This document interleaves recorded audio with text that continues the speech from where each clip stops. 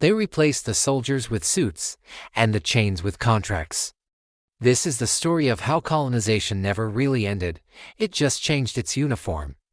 When you think of colonization, you probably picture soldiers, flags, and direct, brutal rule. But what if I told you the most effective form of control is the one you can't see? The one that happens not on the battlefield, but in the boardroom. This is the story of neocolonialism. Let's rewind. The mid-20th century saw a wave of independence movements sweep across Africa. Nations celebrated, new flags were raised, and the world cheered for the end of an oppressive era. But behind the scenes, a different game was being played. The former colonial powers, countries like France, Britain, and Belgium, weren't just going to walk away from the immense wealth they had been extracting for centuries. They needed a new plan, a way to maintain control without the bad press and moral outrage that came with old-school empires. Enter neocolonialism. It's cleaner, it's quieter, and it's far more profitable. The strategy was simple: grant political independence, but retain economic control. The first and most powerful tool was currency. Take the CFA franc. For instance, 14 African nations, mostly former French colonies, are still tied to this currency, which was created by France in 1945. For decades, these countries were legally required to deposit a huge portion, sometimes up to 50%, of their foreign exchange reserves into the French treasury. Think about that. A significant chunk of the wealth generated by these independent nations was sent straight back to their former colonizer. While the terms have recently been reformed, the fundamental economic dependence and French influence remain. This isn't a partnership, it's a leash. Political freedom means little when another country controls your money supply. Next, let's talk about what's under the ground. Africa is home to a staggering amount of the world's natural resources: diamonds, gold, cobalt, uranium, oil. During the colonial era, these resources were simply taken. After independence, the method changed. Far-known multinational corporations swooped in, signing deals with newly formed, often fragile governments. These contracts were masterpieces of exploitation. They would grant these companies exclusive rights to mine for decades, with ridiculously low royalty payments and massive tax breaks. The local population sees very little of the wealth extracted from their own land.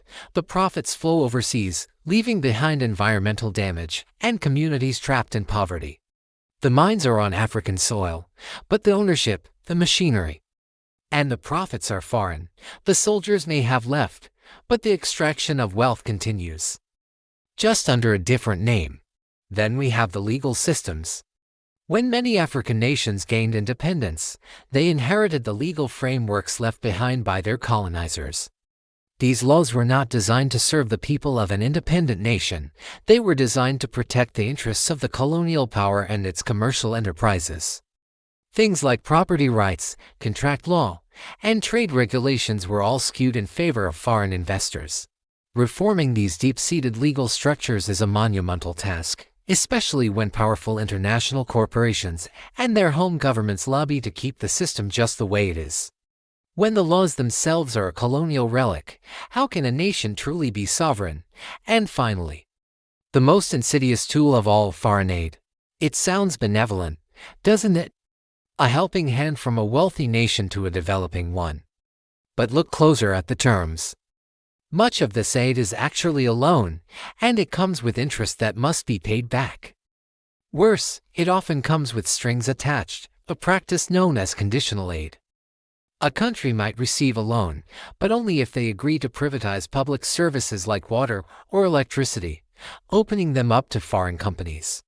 Or they might be required to cut spending on education and healthcare to balance their budget, a policy known as structural adjustment.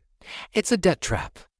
Nations are forced to take on loans to build infrastructure, often using foreign contractors, then spend decades paying it back with interest, sacrificing the well-being of their own citizens in the process. The aid isn't designed to help them escape poverty, it's designed to keep them dependent.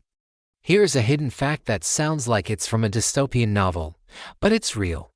Even today, in the 21st century, Some African countries have been forced to pay a colonial tax to their former colonizers. Yes, you heard that right. A tax for the benefits they received during colonization. When Guinea declared its independence from France in 1958, choosing to walk away completely, the French response was swift and petty. They destroyed infrastructure, took government files, and demanded payment for the privilege of having been colonized. In other cases, newly independent nations were saddled with the debts incurred by the colonial administration, effectively starting their journey of freedom already in chains. Imagine being forced to pay your abuser for the benefits of your own captivity. That's the logic of neocolonialism. This isn't ancient history. This is the world we live in now. The flow of wealth is not from the West to Africa, but overwhelmingly from Africa to the West. Studies have shown that Africa is a net creditor to the rest of the world. For every dollar of aid that goes in, many more dollars are taken out through profit repatriation, illegal logging, illicit financial flows, and debt servicing. The narrative of a poor Africa needing Western charity is a myth that conveniently hides this massive, ongoing transfer of wealth. So what does this all mean? It means the struggle for true independence is far from over. It's a fight being waged not with guns, but with economic policy, trade negotiations, and legal battles. It's a fight for control over national resources, for financial sovereignty, and for the right of a nation to determine its own future. The old empire never left. It just rebranded.